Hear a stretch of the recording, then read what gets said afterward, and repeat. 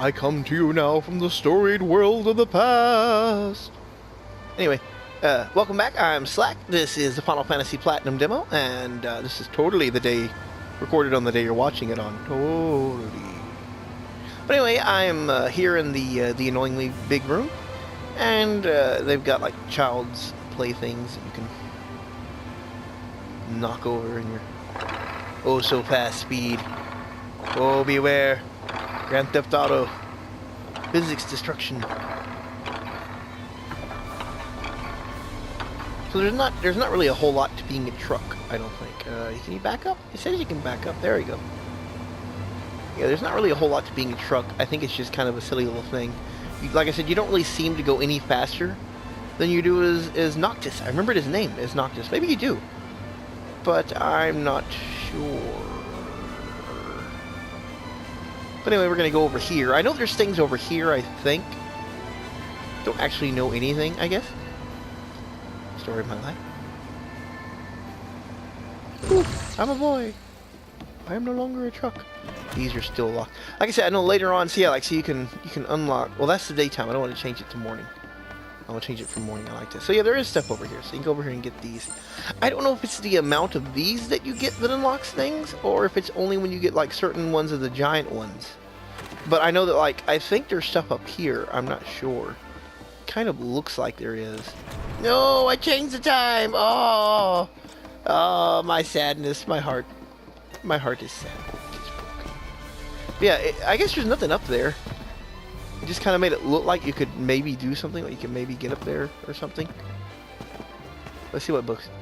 Ah, Viva La Vista, a great book by Coldplay. And The World Wanderer? I don't know, The World Wanderer, that's what it is. This is like, just the entire universe got together and was like, hey, on our magazines, we're going to have, like, the worst font. Maybe it's because they're in a dream. You can't read in your dreams. I learned that in Batman. I have no idea if that's true. I remember that was a Batman episode. You couldn't read in your dreams. On the wild side. Okay, we're gonna stop looking at that. Hey, look, they got, like, mail or something. Okay, gotta stop looking at the useless stuff. Not much of a playthrough. I'm just sitting there looking at the magazines. Okay, there's nothing over here. Because I know there's, like, plates in here that are locked. And I know that you can unlock plates in the second... the last world in the city. I know you can unlock plates there, and I don't actually know if you can. I don't think you can come back here. So I would assume whatever you unlock in this room needs to be unlocked now before you go to the next world.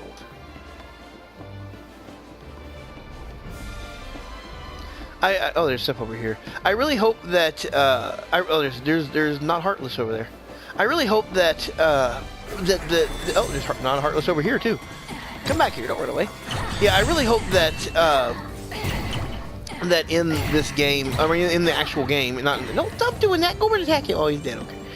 I really hope that in the actual game, like they kind of go back to one of the things I liked about 8 and 7 as well, were like the fact that you had like the fantasy kind of setting, you know, even though but like there was obviously don't laugh at me. Don't call me names. Don't get your pleasure from my face. But I really hope that that they have like that mix of magic and technology. I got a hammer. Take this. Hammer. But yeah, I really hope that that they have that mix again of magic and technology and everything, and that they stick with it, because that was just kind of cool. I mean, it made it a very unique world. Oh yeah, I forgot. I've got a new thing. Watch what this does. Run right into it. I'll just smack him with it. See, fireworks. But yeah, I'm making a lot of references that probably no one's ever gonna get. But yeah, I really liked the mix of magic and technology that made the game feel like it was both, you know, especially in 8, you felt like you were in a fantasy world, but like there was also technology. There was a giant city, you know, I think it was called Esther, I think it was, which was it was like the tech city. You could only be there for a little bit, and I really hated that you really couldn't do more in that city. And that all the other cities were very, you know, fantasy-like. But I don't know, it was just kind of cool driving around in cars and having that and everything, and having the Balam Garden and all that. But at the same time, like, you have like a more traditional kind of fantasy world. It just gave it a very unique feel to me, and I thought it was pretty cool. And I would like to see more of that done Come back here. I'm trying to kill you. Come back here. Alright, fine. Keep running away. See where that gets. Oh, now you can come back. But hopefully, you know, I mean, they have like that sort of kind of a mix in this game again. I played through a bit of 9, but it wasn't like my favorite, I guess, just because. Would you stop that? But I guess like it wasn't like my favorite, mostly because of like it mostly was fantasy, where this, you know, where 8 and 7 were kind of a mix, or at least I played through 8 the most. I played through 7 and 9, but 8 is the one that I played through like all the way through. And because the reason why was because I had Final Fantasy 7, and I was playing through it after I'd played 8. I actually played 8 all the way through, and I was playing Final Fantasy 7, and it ended up that my my file kept getting corrupted. Really annoying. It happened like 4 times. Different PlayStation, different discs. It was just like, you know, the world was like, no, you cannot play this game. So I was like, okay, fine. You know, I was like, I don't play your game anyway. So I eventually got me a Game Shark, and I was like, if you remember those things, and they were like code devices that you could have that made even, it was basically a way to hack your game and make even games that were like no fun cheat codes for you. They would give you fun cheat codes, and you could enjoy playing them. And so anyway, I used that to make it so that it would avoid that check when you saved your game, or when you went to reload your file. Somehow it would actually avoid that check, and that was really cool. And it worked for a little while, and then I either lost the Game Shark or something happened, and I lost that, and so I couldn't keep doing that with the game, and it got corrupted again, and I couldn't keep playing it. And so then, like, one more time, I was like, I'm going to try one more time to play it, and I started up a game with a Game Shark, and just played through all of the I uploaded tons of cheats on there. I was cheating way more than I should have, but like I just wanted to get through it, you know, just to try and get to where I was and everything. So I cheated a good bit, and was gonna wait until I got to out of Midgard, which was where I was at before, to turn all the cheats off and stuff. And then it just happened that I either stopped playing out of disinterest, or it got corrupted again. I don't remember, but I stopped playing. And then a friend of mine bought it on his PlayStation 3, and I was playing through it, but I never really had the time to play it, and I just never bought it, so I never really went back to it, which you know, I really have meant to. I meant to go back and play through it, although part of me, I think, is waiting on the remake so that I can, you know, kind of see through it. I have a different car. I've actually seen Advent Children. Oh, now I'm fast. I needed this beforehand. I don't want to ever turn into a truck again. Oh, and thus the fun was ended, bad guys. But yeah, I've watched Advent Children, and what I did was, I basically like I would watch. I went on the internet and read about it, about all the stuff I'd missed in Final Fantasy VII, so that I would know what was going on, and that's where I get a lot of my information from. I go and read stuff on Wikipedia, and get the information of the things that I missed. Ah, did I block that? I don't know. I was trying to roll so I could get to you, because come here. But yeah, you know, so I was kind of trying to get the stuff that I missed there, so that I could actually, you know, get all that stuff and everything, and that worked out pretty well. I basically knew what was going on, what was happening.